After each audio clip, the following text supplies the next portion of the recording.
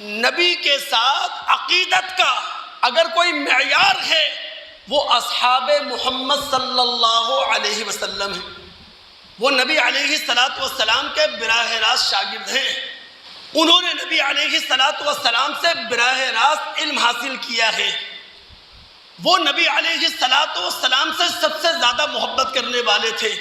وہ اپنی جان اپنا مال رسول اللہ اور رسول اللہ کے دین پر قربان کرنے والے تھے. ان کے بعد کوئی شخص ان سے بڑھ کر عقیدت مند رسول کا نہیں ہو سکتا. تو عقیدت کے معاملے میں جو معیار ہے وہ اصحاب محمد صلی اللہ علیہ وسلم ہیں. اللہ کے بندو، یہ اصحاب محمد وہ ہیں کہ جب اللہ کے رسول نے یہ کہا کہ دور زوال میں میری امت یہود و نصارہ سے زیادہ تقسیم ہو جائے گی، ایک گروہ ایسا ہوگا جو صراط مستقیم پر ہوگا، حق پر ہوگا. اور وہ کون سا گروہ ہے؟ ما انا علیہ و اصحابی، جس پر میں اور میرے صحابہ ہیں. رسول اللہ نے کہا خیر امتی قرنی ثم الذین یلونہم ثم الذین یلونہم. میری امت کا بہترین طبقہ صحابہ، تابعین اور تبع تابعین. یہ عقیدت کا معیار ہے. اب ہم خود سوچیں دوست، آج دور زوال ہے.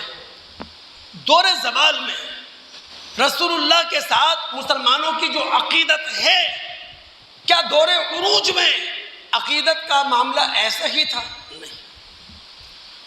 نبی علیہ السلام کے ساتھ صحابہ کا جو تعلق تھا وہ علم و عمل کا تعلق تھا، وہ فکر و خیال کا تعلق تھا، وہ اخلاق اور روحانیت کا تعلق تھا.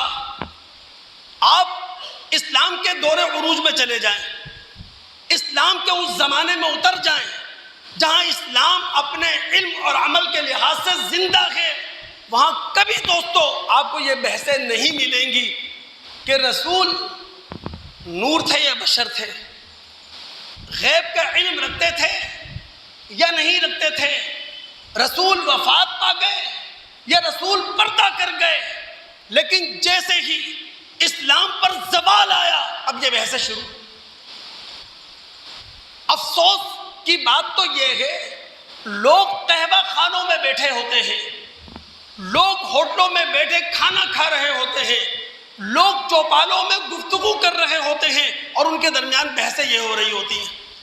نہ رسول کے علم پر بات ہوتی ہے، نہ رسول کے عمل پر بات ہوتی ہے، نہ رسول کے اخلاق پر بات ہوتی ہے.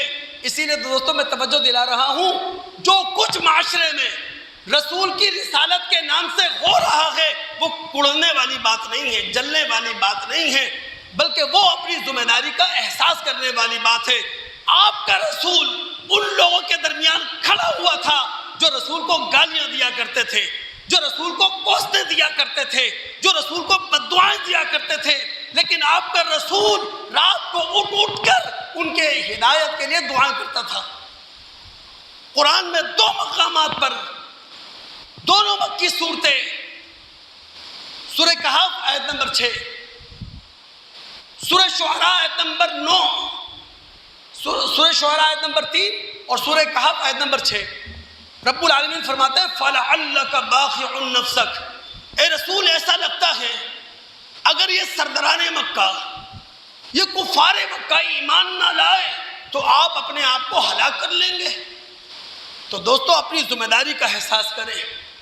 اگر ہم نبی کی نبوت، رسول کی رسالت سمجھ کر اپنے گھر کے ایک فرد کو سمجھا گئے، اپنے محلے کے کسی شخص کا ذہن ہم نے بدل دیا، اپنی قوم اپنی برادری کے ایک شخص کو صحیح ٹریک پر لے آئے، تو رسول نے کیا کہا؟ لِأَن يَهْدِيَ اللَّهُ بِكَ رَجُلًا وَاحِدًا خَيْرٌ لَكَ مِنْ حُمُرِ النَّعَمِ. اے علی، اگر ایک شخص تمہاری وجہ سے راہ راست پر آ جائے یہ تمہارے لیے سرخ اونٹوں سے بہتر ہے. تو اپنے آپ کو داعی بنائیں، اپنے آپ کو مبلغ بنائیں. تو میں بات کر رہا تھا عقیدت کا صحیح معیار، عقیدت کا صحیح مرکز اگر کوئی ہے تو وہ اصحاب محمد صلی اللہ علیہ وسلم ہیں۔